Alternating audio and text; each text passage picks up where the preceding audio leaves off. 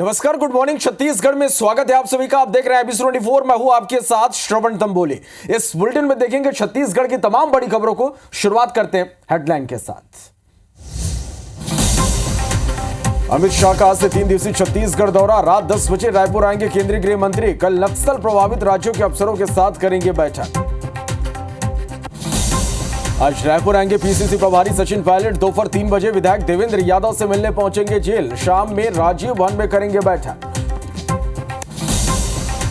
जांजगीर में कबड्डी खेलने के दौरान छात्र की मौत। खेल के दौरान जमीन पर गिरा था छात्र। पोस्टमार्टम रिपोर्ट में होगा कारण का खुलासा। बिलासपुर में एक्सप्रेस ट्रेन की चपेट में आए 2 युवक। हादसे में दोनों के कटे पैर। रेलवे ट्रैक पर बैठकर मोबाइल देख रहे थे दोनों युवक। नगर में पत्नी की हत्या का आरोपी पति गिरफ्तार। मामूली विवाद में डंडे से पीट कर ली थी जान। रस्सी से बांधकर की थी पिटाई।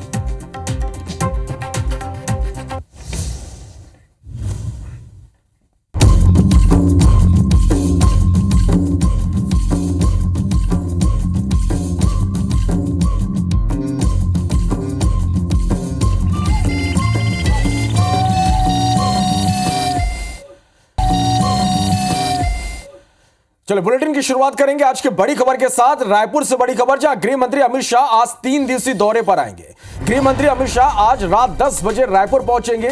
कल सुबह 10 बजे चंपारण जाएंगे। चंपारण में महाप्रभु वल्लभाचार्य आश्रम में जाएंगे गृह मंत्री।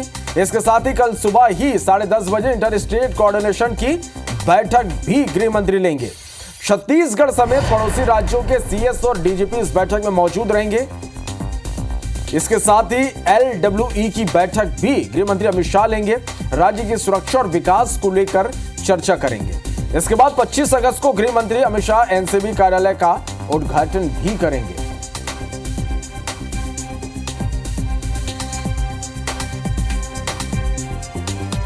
तो 3 दिवसीय दौरा केंद्रीय गृह मंत्री अमित शाह का आज रात 10 बजे रायपुर पहुंचेंगे। लगातार बैठक करेंगे।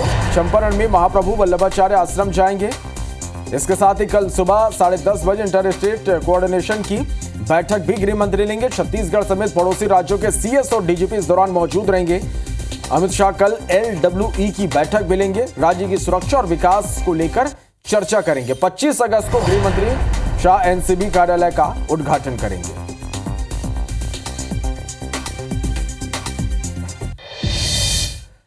तो केंद्रीय गृह मंत्री अमित शाह के दौरे से पहले सीएम शाह आज निरीक्षण करेंगे। सीएम विष्णुदेव साय कार्यक्रम की तैयारियों को लेकर जायजा लेंगे। सीएम विष्णुदेव साय सुबह 10 बजे एयरपोर्ट पहुंचेंगे। 10:30 बजे नवा रायपुर स्थित रिसोर्ट भी आज सीएम जाएंगे। तो ये बड़ी खबर आप तक पहुंचा रहे केंद्रीय गृह मंत्री अमित शाह रात 10 बजे रायपुर पहुंचेंगे और इससे पहले उनके दौरे से पहले सीएम शाह आज निरीक्षण करेंगे। कार्यक्रम की तैयारियों का जायजा लेंगे। सुबह 10 बजे एयरपोर्ट पहुंचेंगे और 10:30 बजे नवा रायपुर स्थित रिसोर्ट भी सीएम जाएंगे। इधर पीसीसी प्रभारी सचिन पायलट आज रायपुर आएंगे। दोपहर 3 बजे देवेंद्र यादव से मिलने सचिन पायलट जेल जाएंगे। सचिन पायलट शाम 4 बजे राजीव भवन में बैठक मिलेंगे। बैठक में कांग्रेस के पदाधिकारी और कार्यकर्ता मौजूद रहेंगे। तो यह बड़ी खबर है। पीसीसी प्रभारी आज रायपुर पहुंचेंगे। दोपहर 3 बजे देवेंद्र यादव से सचिन पायलट मिलने जेल जाएंगे।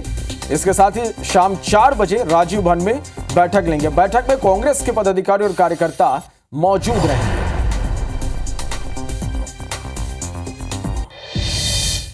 तो छत्तीसगढ़ में भारतीय जनता पार्टी का संगठन चुनाव 4 चरणों में होगा। पहले चरण में बूथ स्तर के चुनाव होंगे, फिर मंडल और फिर जिला स्तर के चुनाव होंगे। चुने गए जिला अध्यक्ष प्रदेश अध्यक्ष चुनेंगे। यह पूरी प्रक्रिया 6 माह तक चलेगी। यानी कि नगरीय निकाय चुनाव के बाद तक संगठन चुनाव की प्रक्रिया जारी रहेगी। इसके लिए पूरे प्रदेश में 1 सितंबर से सदस्यता अभियान शुरू होगा, जिसके लिए 1 नंबर जारी किया गया है, जिसमें मिस कॉल कर लोग बीजेपी का सदस्य बन सकते हैं। सदस्यता अभियान को लेकर कार्यशाला का आयोजन भी किया जा रहा है। तो वहीं बीजेपी के इस अभियान पर सियासी बयानबाजी भी शुरू हो गई। पीसीसी चीफ दीपक बैज ने इसे टाइम पास अभियान बताया। तो वहीं सांसद बृजमोहन अग्रवाल ने पलटवार करते हुए कहा कि भाजपा ऐसी पार्टी है जो संगठन के चुनाव करवाती है और कांग्रेस को उन्होंने एक परिवार से चलने वाली पार्टी भी बताया। न उनके पास योजना धरातल पर पहुंच पाया, न कोई प्लानिंग है, न कोई नीति है, न कोई किसी तरह की काम है। भारतीय जनता पार्टी के नेता और पूरे लोग बेरोजगार बैठे हुए हैं। इसलिए वो सिर्फ टाइम पास सदस्यता अभियान चला रहे हैं। लेकिन इस समय पूरे देश में की बात करें या छत्तीसगढ़ की बात करें, भारतीय जनता पार्टी के इस 8 महीने की सरकार से त्रस्त हो चुके हैं। कांग्रेस में तो लोकतंत्र बचा ही नहीं है। कांग्रेस में ना सदस्यता होती ना चुनाव होता। बीजेपी देश की एकमात्र लोकतांत्रिक पार्टी है जो समय समय पर अपने संगठन के चुनाव करवाती है। वो जरा अपनी पार्टी को देखें कि यहाँ एक परिवार की पार्टी कर रही है। तो मुख्यमंत्री विष्णुदेव साय के गृह जिले जशपुर में मवेशी तस्करों के खिलाफ लगातार कार्रवाई जारी है। जनवरी से अब तक की हम बात करें तो जिले में मवेशी तस्करी के 36 प्रकरण दर्ज किए गए, जिसमें 43 आरोपियों को गिरफ्तार भी किया गया। पुलिस ने तस्करों के चंगुल से 443 गौवंश को मुक्त भी कराया। मवेशी तस्करों को पुलिस का इतना भय पहली बार हुआ कि इसमें आधा दर्जन से भी ज्यादा तस्करों ने न्यायालय के समक्ष आत्मसमर्पण भी किया है। बता दें कि तस्कर गौवंशों को मारते खदेड़ते हुए छत्तीसगढ़ से झारखंड के बूचड़खाने लेकर जाते हैं। गौवंशों का बाजार रायगढ़ जिले में जशपुर सीमा से लगे गांव चरखापारा मवेशी बाजार के नाम से लगाया जाता है, जो प्रत्येक सप्ताह हजारों की संख्या में गौवंश को इकट्ठा कर विक्रय किया जाता है, जिन्हें झारखंड और जशपुर से साई टांगर टोली से कोचिया आकर कम दामों में खरीदते हैं। इन्हीं गौवंशों को हाँकते हुए गाड़ियों में भरकर या फिर पैदल के रास्ते झारखंड बूचड़खाने ले जाकर इनका वध करते हैं और उनके मांस को बाजार में आसानी से विक्रय करते हैं।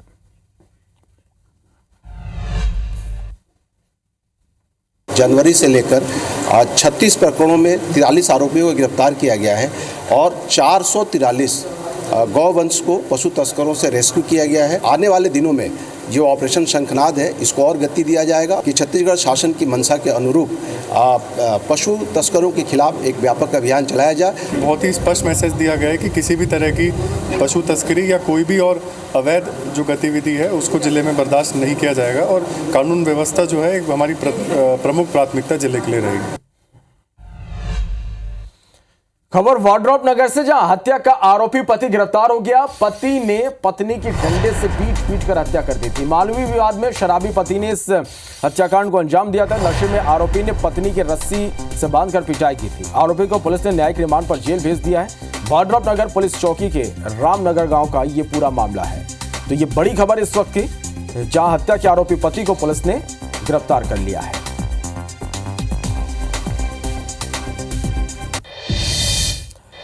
जांजगीर चांपा के मुलमुला थाना क्षेत्र से एक दिल दहला देने वाली खबर सामने आई। यहां कबड्डी खेलने के दौरान एक युवक की मौत हो गई। यह बताया जा रहा है कि मृत युवक बीएससी का स्टूडेंट था। मामले में पुलिस जांच में जुट गई है।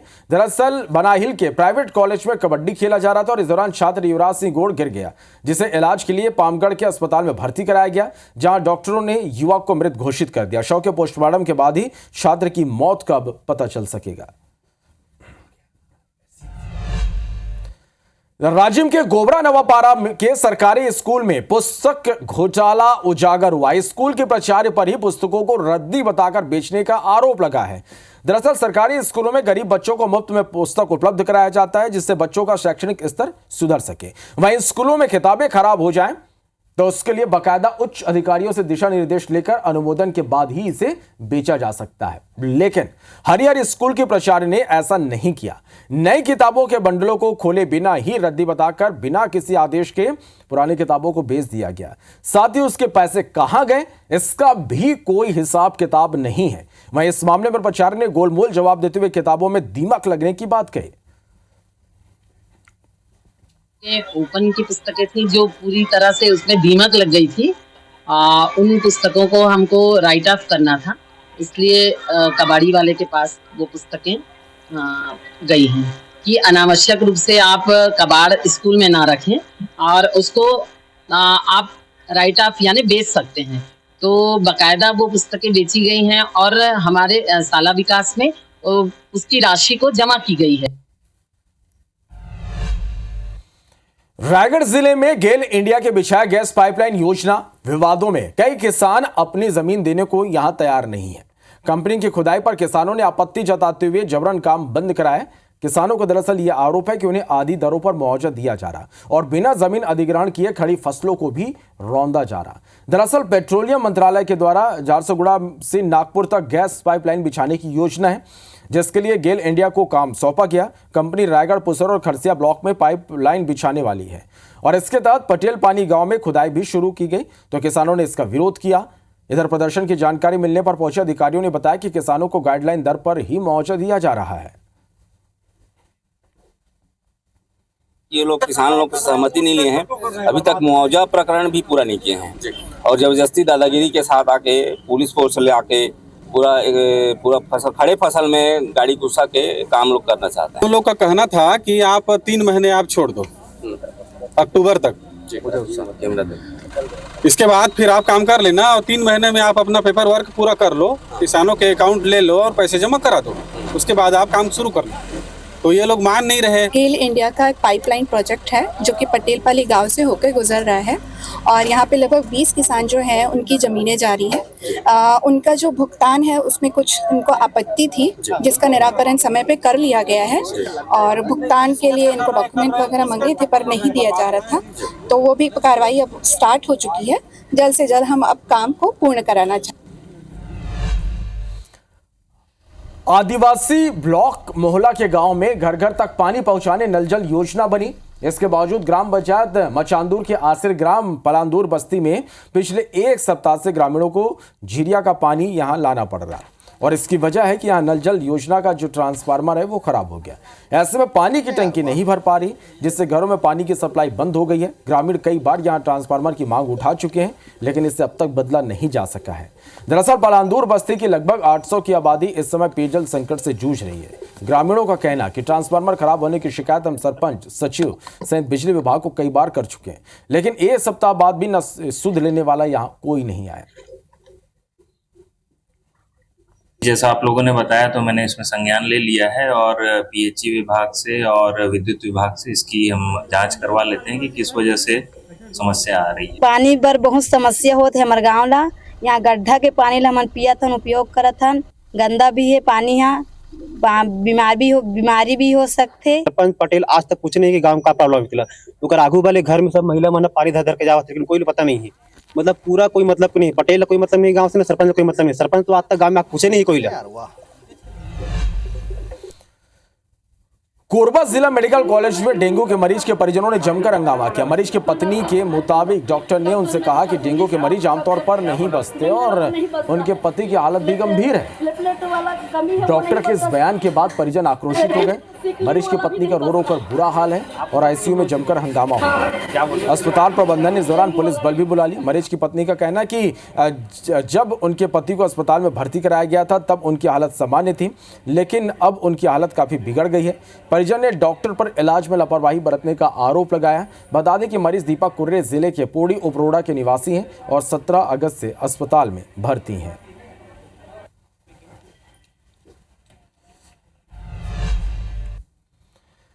राजधानी रायपुर के माना स्थित पीएम श्री जवाहर नवोदय विद्यालय में क्षेत्रीय सम्मेलन का आयोजन किया जा रहा है, जिसमें मध्य प्रदेश, छत्तीसगढ़ और ओडिशा से चयनित 201 मेधावी छात्राएं शामिल हुए, जिन्हें विज्ञान ज्योति स्कॉलर कहा जाता है। बता दें कि देश भर में विज्ञान, प्रौद्योगिकी, इंजीनियरिंग और गणित के मेधावी छात्राओं को प्रोत्साहन देने के लिए भारत सरकार के विज्ञान एवं प्रौद्योगिकी मंत्रालय विशेष कार्यक्रम विज्ञान ज्योति चलाया। इसी के तहत वर्कशॉप का आयोजन किया गया। कार्यक्रम की मुख्य अतिथि इसरो की प्रोजेक्ट डायरेक्टर अनुराधा एस प्रकाश ने क्षेत्रीय सम्मेलन में भाग ले रही मेधावी छात्राओं को स्पेस एंड रिसर्च क्षेत्र में आगे बढ़ने के लिए बेहद प्रेरक सेशन दिया और इस दौरान नए छात्राओं को डिटेल से जानकारी दी गई। सेशन के बाद ड्रोन और एलईडी लैंप बनाने का वर्कशॉप भी कराया गया। इस आयोजन में भोपाल रीजन के 41 जवाहर नवोदय विद्यालय से चयनित प्रोजेक्ट की प्रदर्शनी भी लगाई गई। इसके जरिए मेधावी छात्राओं को पढ़ाई और रिसर्च के लिए प्रेरित किया जा रहा है।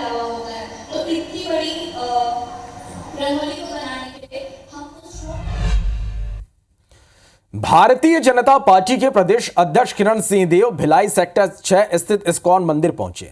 इस मौके पर उन्होंने जन्माष्टमी हेरिटेज फेस्टिवल में शामिल होने वाले बच्चों और उनके पेरेंट्स को शुभकामनाएं दी। उन्होंने मंदिर में दर्शन के बाद गौशाला का भी निरीक्षण किया और इस समय उनके साथ सांसद विजय बघेल, दुर्ग विधायक ललित चंद्राकर समेत भिलाई जिला अध्यक्ष महेश वर्मा मौजूद रहे।